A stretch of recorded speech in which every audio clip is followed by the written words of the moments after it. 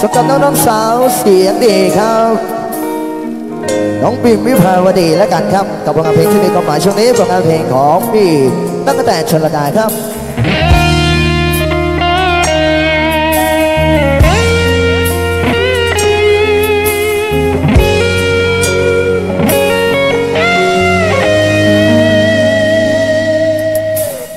รักกันมาตั้งโดนบอกคิดรู้ตนน้องแน่บ่อายอย่าถึงผ่านขี้ไก่จบงาผิดน้องความดีที่เคยสร้างมาอายเคยเห็นค่าแน่บ่น้องหรือเห็นน้องเป็นแค่ไม้ลำบากอักไว้ปล่อยไปเห็นว่า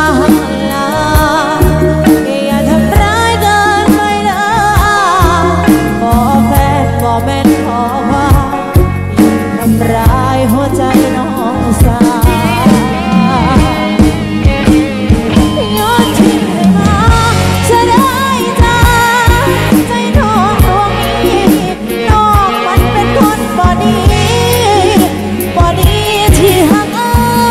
ยหลายไปกับเขาซะอายหักเขาสิลงสิตายปล่อยน้องจะฟังไฟ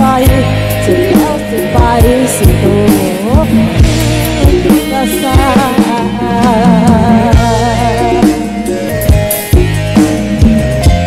ช่วงแรกๆของงานที่ช้าๆย่อมใจให้มากินข้าวผลงานของตั๊กแตนชลดาฝากกับพี่น้อง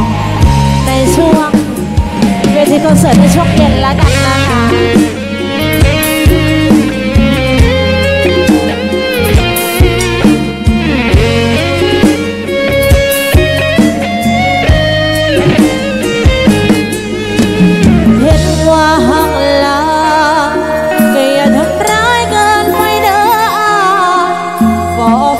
บ่แม่นขอความ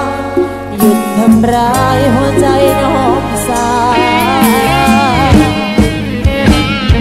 ย้อนทิ้งให้มาจะได้จ้าใจน้องดวงนี้น้องมันเป็นคนบ่ดีที่หักอายหลายไปกับเขาซะอายหักเขาสิลงสิตายลอยน้องคือจะฟังไฟสุดแล้วสุดไปสุดโลกย้อนทิ้งให้มาจะได้จ้าใจน้องดวงนี้น้องมันเป็นคนบ่ดีที่หักอายหลายไปกับเขาซะอายหักเขาสิลงสิตายลอยน้องคือจะฟังไฟสุดแล้วสุดไปสุดโลกกะสาน้องให้คนผ่านทางอยากให้อายต้องทำเป็นได้แค่คนรู้ใจคนหักบ่ได้เลยน้องคือจะฟังไฟสุดแล้วสุดไปสุดโลกกะสา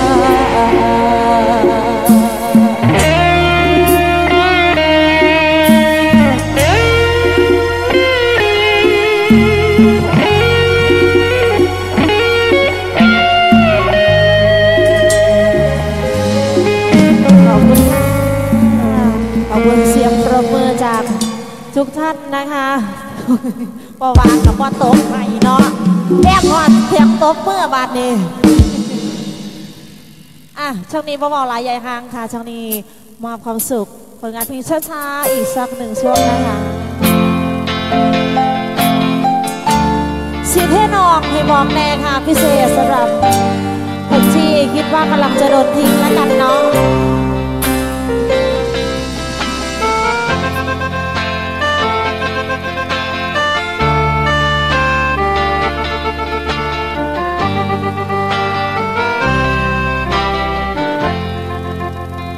แล้วยังน้อยกับอาการเปลี่ยนไปหลายอย่างบ่จะบ่หายแต่อายเอิ้นหา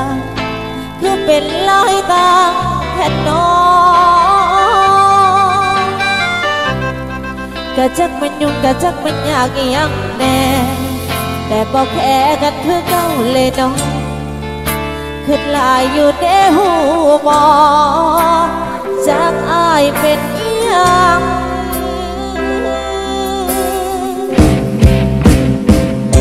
บอกกันแน่เด้เธอชื่อแค่ดอกที่อย่าเฉียบนิ่มๆอย่าทิมให้เจ็บย้อนหลังบอกกันแน่ที่ทางสิไม่ทางอย่าสิไหลแล้วก็หาให้นางเป็นผู้แพ้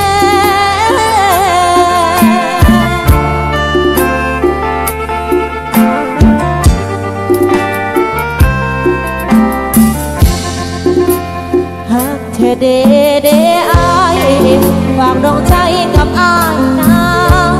นเพราะเชื่อระวังกับคำหากันผู้ใดมาบ้านบอกก็คิดว่าแม่นก็คิดว่าคักคือดีแต่เมื่อนี้อายคือเปลี่ยนคำแพ้ซอยบอกให้น้องหูแน่สถานะน้องคือ